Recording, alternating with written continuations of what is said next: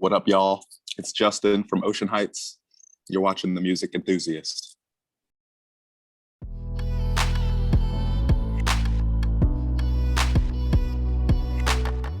Hi, what's up? I'm Sarah from Music Enthusiast, and I'm here with Ocean Heights. How are you? I'm lovely. How are you?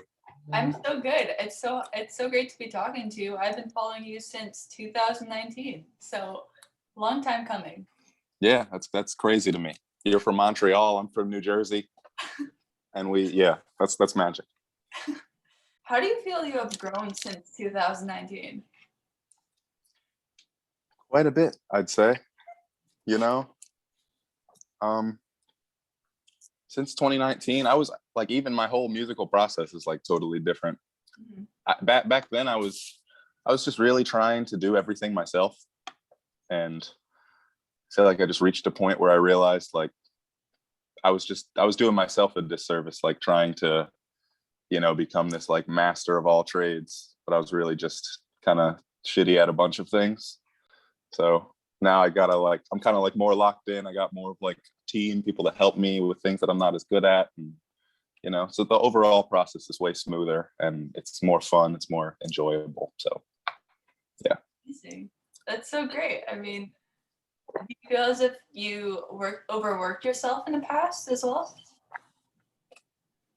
Yeah, definitely. Just trying to do everything, trying to like, when I was really like, damn, I gotta like figure some shit out, is when I was like trying to shoot my own music videos and they were just so terrible and they just took so much effort.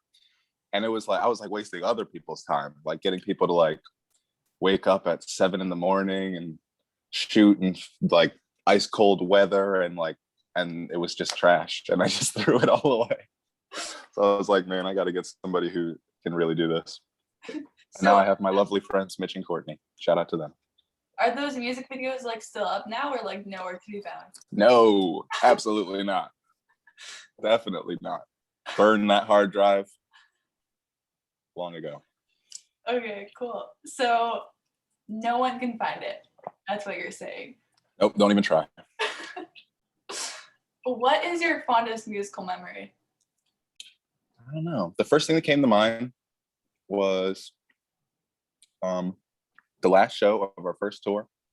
We were in Florida, Jacksonville, or Gainesville, Florida.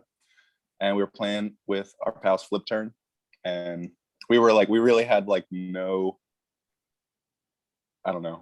reason for them to like even let us play with them.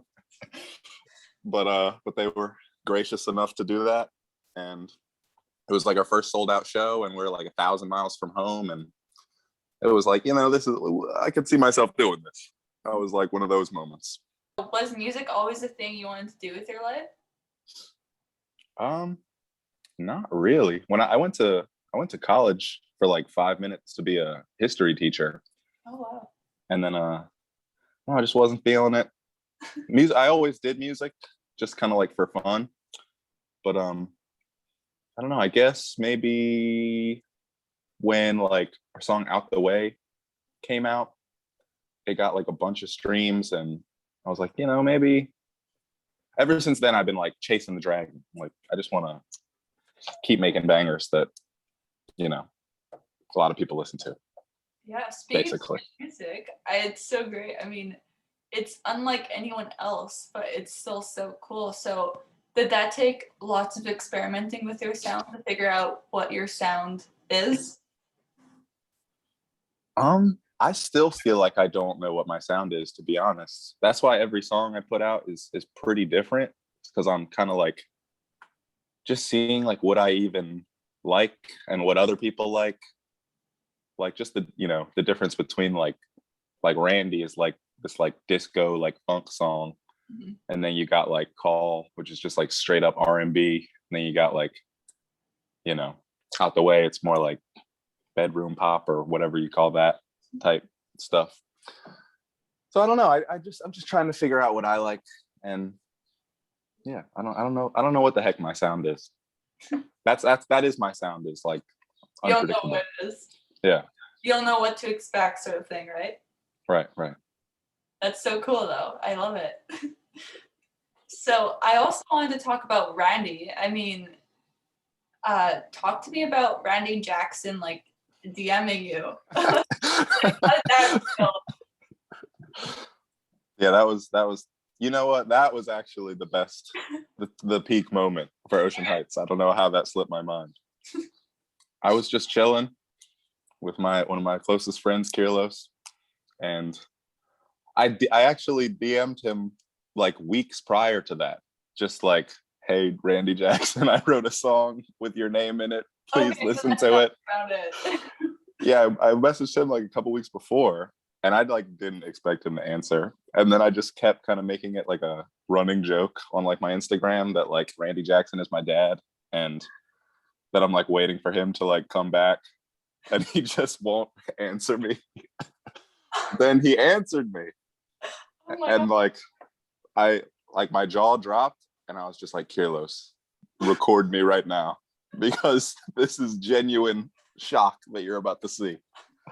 And he started filming me, and then there's like a little reel on my Instagram that you can see of like me going through the motions of discovering that Randy Jackson just DM'd me. Yeah, I saw that. I mean, did you think it was like a fan account, or like? No. This is verified Randy Jackson. No, but like when you got the, I did all due diligence. Like, yeah. Oh my god. So that must have felt like so weird. Yeah, that was definitely like a tell my parents moment. Like the boy from American Idol just DM'd me. So what was their reaction? What were your parents' reaction like? They were shook. They also were like, is this a fan account? Blah, blah, blah. I'm like, I can't get no credit around here. Oh my god, that is so funny. So on to the next single. I mean, Prob is being released like very soon. So this is also your first release of the year. So how are you feeling about that? Are you nervous in a way? Yeah, a little bit. I'm like, yeah, it's like, I think it's more excitement than nervousness, which is usually the opposite. It's usually more nervousness than excitement. Mm-hmm. But just since it's been so long since I dropped a song. Like Randy came out in like November or December. Yeah. So, you know, like halfway through the year. So I'm just excited to get back into it. It's like, you know, once the momentum is like going, it's easier.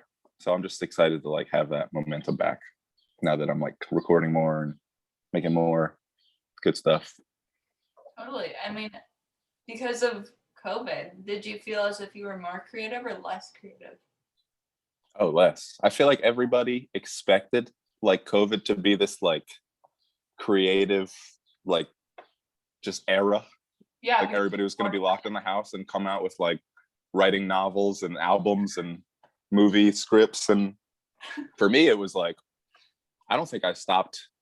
I think I played Call of Duty all day for like the first like 4 months, like until like 5 a.m. Then I was like, you know what? Let me try and be creative. And I was just so like, you know, in writer's block mode, and it's not inspired, and I couldn't really like hang out with my other music friends because COVID, and just took a while before like anything, like any type of like inspiration was back, you know? Yeah. I started writing maybe like in the beginning of this year.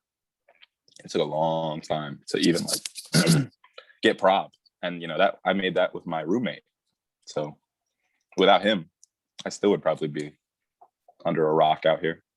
Yeah. So how did you get that momentum going again? Was it just your roommate, or were other things sort of inspiring you? Yeah, I moved to Philly. Mm-hmm. So the new setting is definitely like a nice kind of change. And yeah, definitely my roommates, Max and Donato, shout out to them. They're both musicians, and yeah, they're fire. They keep me alive. So Prob is such a fun song. I mean, it's about problems of growing up. It's more groovy than anything. So what sort of like got you into more of a groovy track rather than like a slowed down thing because of the topic? I feel like that's just the type of person I am, you know? I try not to be like a gloomy bull, even when I am in gloom mode.